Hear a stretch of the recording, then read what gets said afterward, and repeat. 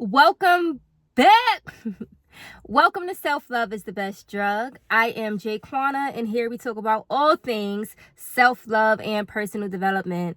I've been gone for a long time, so I don't even know if that intro really fits.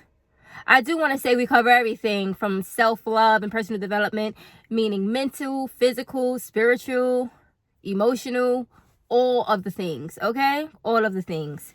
I've been working on myself a lot, and I have so much that I want to share with you guys.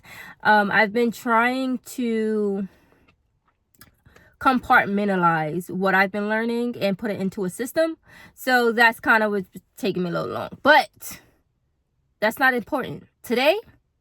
Today, I'm coming with my self-love is the standards. So I'm working on a program. It's going to be self-love is the standard. Self-love is the standard.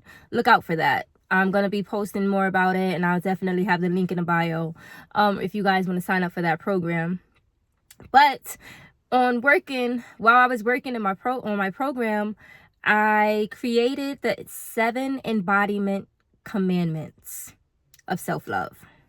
So 7 embodiment commandments of self-love. Yeah, I guess that's it. 7 embodiment commandments of self-love, right? So, on this journey, these 7 things have stuck out to me, and it made a big difference in my own personal journey. So, let's get into it. The first one is going to be see no evil. I protect my eyes from what disturbs my peace, distorts my worth, or normalize dysfunction. What I consume shapes what I accept. Self-explanatory. Listen, watch out what you're looking at. Like, a lot of times we be scrolling through social media, and we don't even realize what we're taking in, or even like in the news, the things you see. We don't realize that we are normalizing dysfunction. And just because it's out there for you to see don't mean you have to pay attention to that. So but understand what you consume shapes your reality.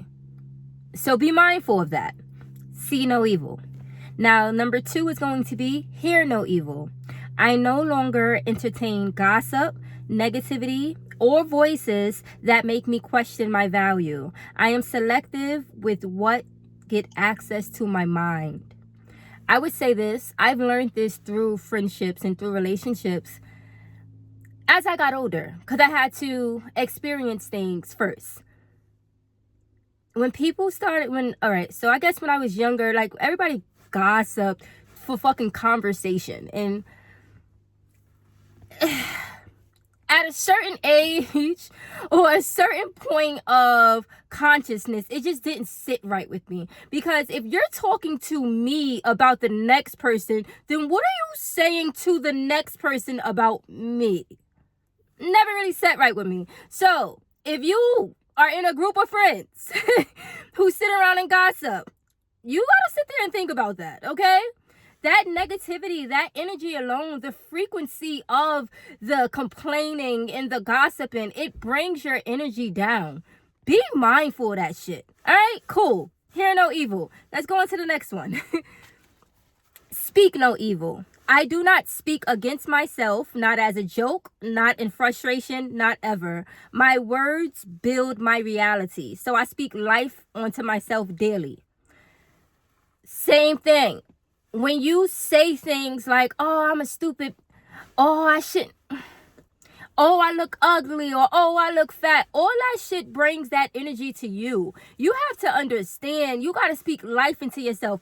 I don't care if nobody around you is speaking life into you. You have to speak life into yourself, because those little side comments, that negative voice in your head stating that you can't do something, or that just negativity, it's bringing you down. It's bringing your frequency down. You cannot hold on to that. And you have to really be mindful of that. And I'll say this too on speak no evil.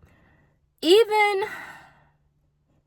when you surround, like, even when people do little jokes about you, little hee hee, little ha ha, take that shit to heart, because it's not First off, it's not about you, it's about them and how they really feel about themselves. So understand that. But that vibration of hate, that lower vibration of that animosity, it may come through in a little kiki joke, but take that shit for truth, because that's exactly how they feel. And it's okay for people not to like you, but understand they don't and move accordingly. Okay, so that was speak no evil. Now, the next one is going to be move your body every day. I honor my body with movement, not punishment. Motions clear emotions, and strength builds self-trust. Working out every day was the best thing I could do for my mental health. Like working out every day, like walking alone every day is how I started to shift my mental health little by little, just by me holding myself accountable to do that every day, to like pour into myself in a healthy way. Eventually I made bigger changes in my life. But there are people who think that you have to either go to the gym or go hard or don't work out at all, and your mental health is being affected by that. So even if you don't work out hard or that's not your forte, like make sure you're just walking at least every day. Move your body every day. If you're sitting depressed in the house, 9 times out of 10, if you go take a walk outside and get some sunlight, you will feel so much better. Like it literally takes 20 minutes. So make sure you move your body every day. And if you already working out every day, you already know. So it don't even have to be something as small as a walk, but just make sure you're moving your body every day. Okay, now the next one is I eat foods that nourish, not numb. I choose foods that support my energy, mood, and clarity. I no longer use food to escape my feelings. I am meant to feel and heal. That's a big one. A lot of us are emotionally eating, and it's doing more harm than good. Let alone the food in America is fucking trash. This processed foods and these sugary foods is doing more harm than good, and we don't even realize it. But that is an escape in a way. So I noticed about myself, I feel much better when I'm intentionally eating foods to nourish myself. That gives me energy. If you eat a meal and after your meal you seem to be sluggish or have the itis, maybe you need to think twice about that meal that you ate. I'm not telling you to only eat vegetables or go on a vegan diet, but just be mindful of how the foods you eat make you feel, because that's a big thing with our mental health and overall lifestyle. Like your food is supposed to give you energy. It's supposed to fuel you for the day, not put you down. So just be mindful of that. Okay, let's go on to the next one. I trust that everything will be all right. And that, I feel like that is so simple, but it's true. I release control and anchor into trust. Even when I cannot see the outcome, I choose peace over panic. You have to understand. I think the main thing that stick with me is, did you die? Like at the end of anything is, did you die? Because life goes on. A lot of the problems we make is mental.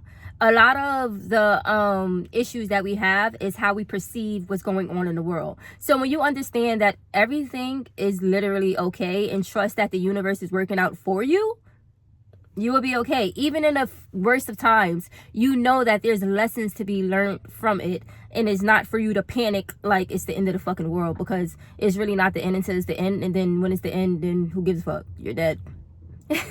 But yeah, peace over panic. Okay, and the last one is, anything that costs my peace is too expensive. I do not pay for connection with anxiety. I do not pay for love with self-betrayal. I do not pay for success with my nervous system. My peace is a non-negotiable luxury. That's it, that's all. The only thing I care about is my peace. The only thing I care about is my peace. I don't give a fuck what the fuck is going on in the world. If I'm not peaceful and I'm not still within myself, none of that shit matters. And I learned that from having a daughter and realizing I have to show up in a certain way for her every single day. I have to show up for her.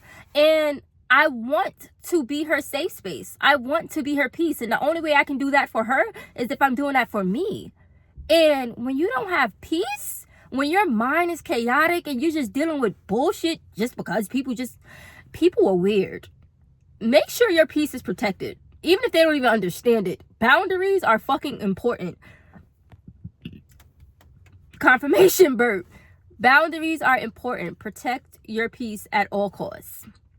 And that's pretty much it. That's my 7 self-love embodiment commandments, or 7 embodiment commandments, self-love, however that title is going to be.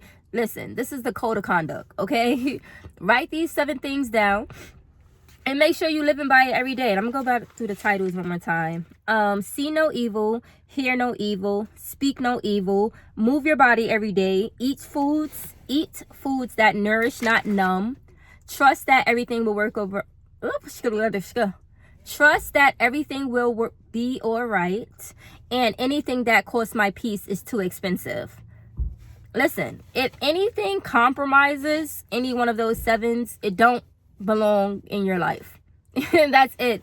And this is what I'm learning and why I'm building my program, which is going to be Self-Love is the Standard.